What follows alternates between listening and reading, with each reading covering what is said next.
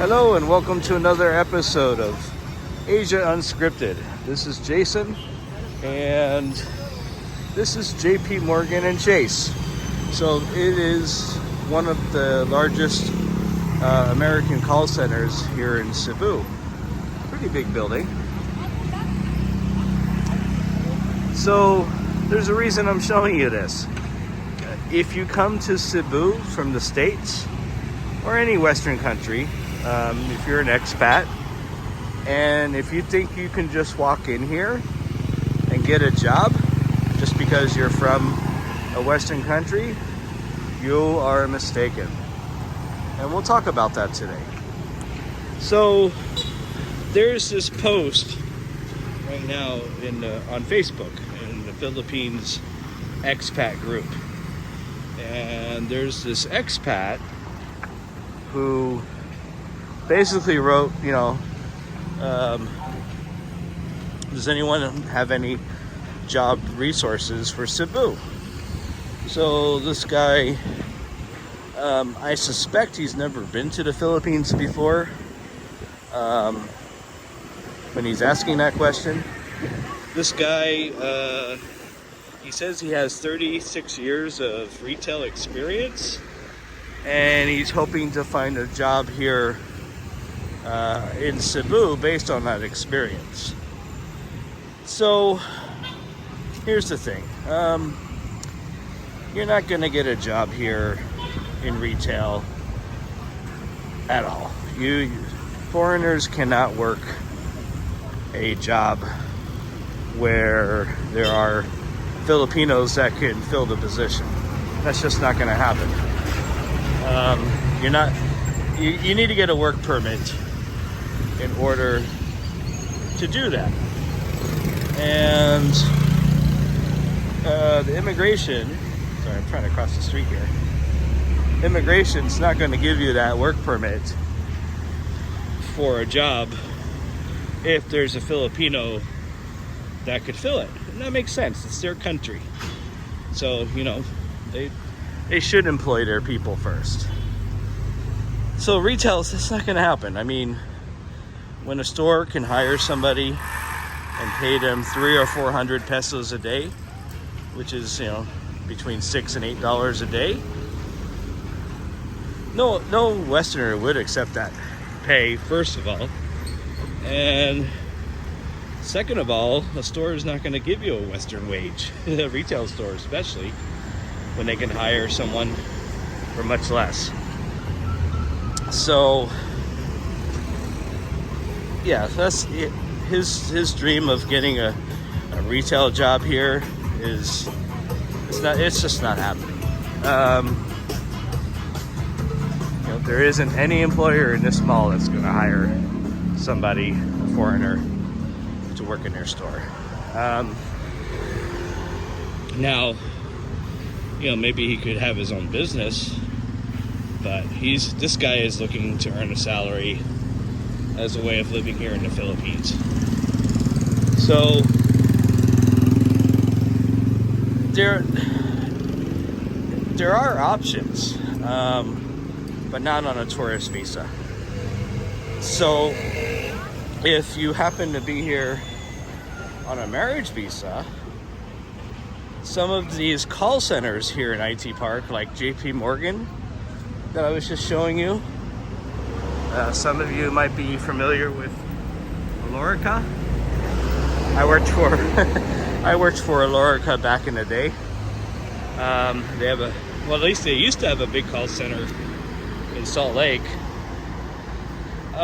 Some of these call centers will bring you on if they don't have to get a work permit for you.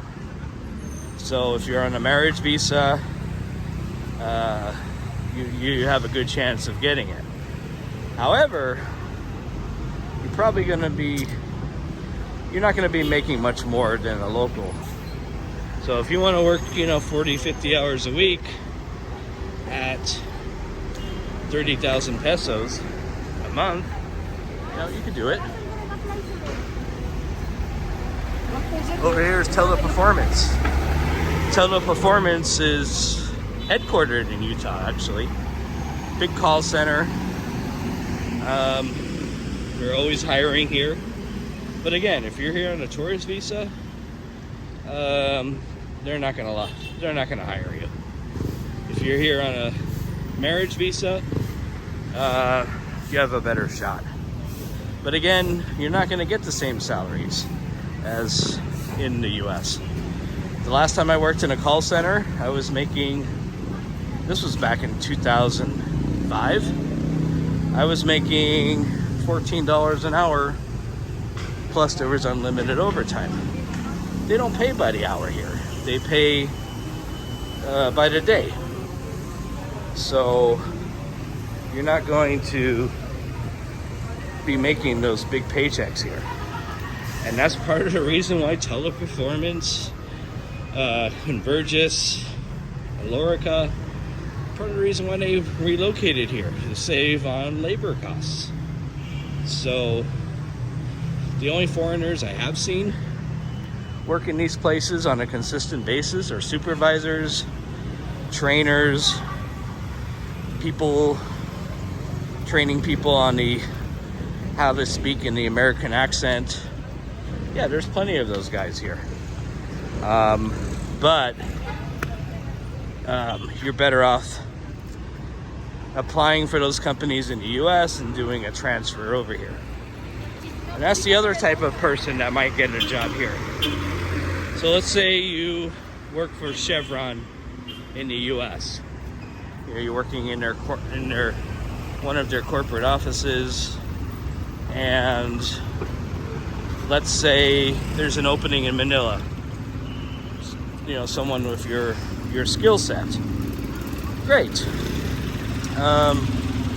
You can apply, interview, and if they accept your transfer, that's great. That's good.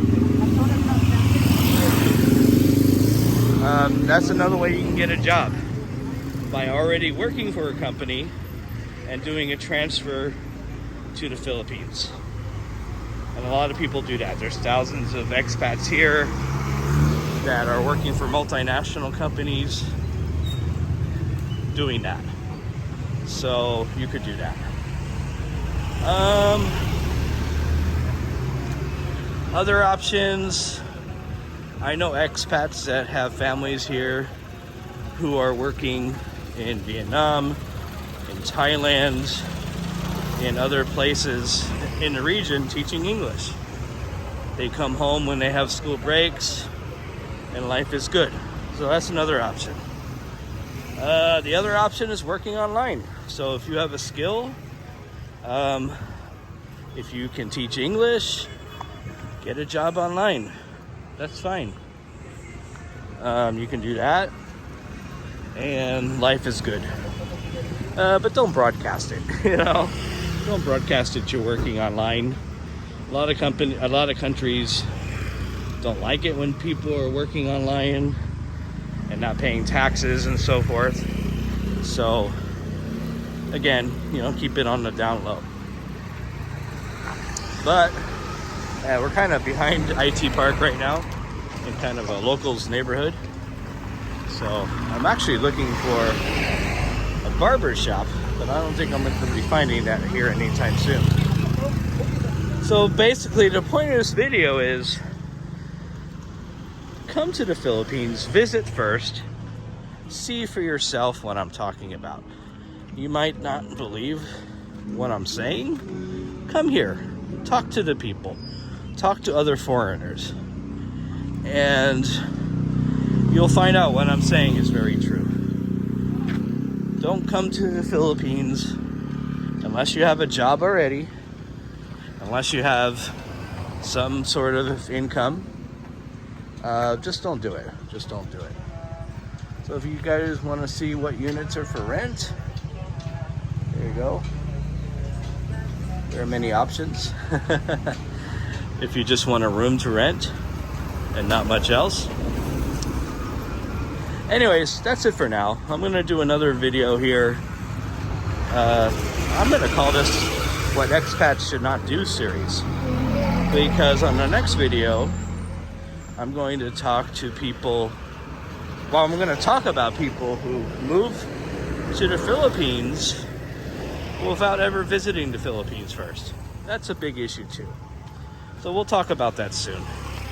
Anyways, thanks for watching, and I will see you guys next time. This is Jason for Asia Unscripted.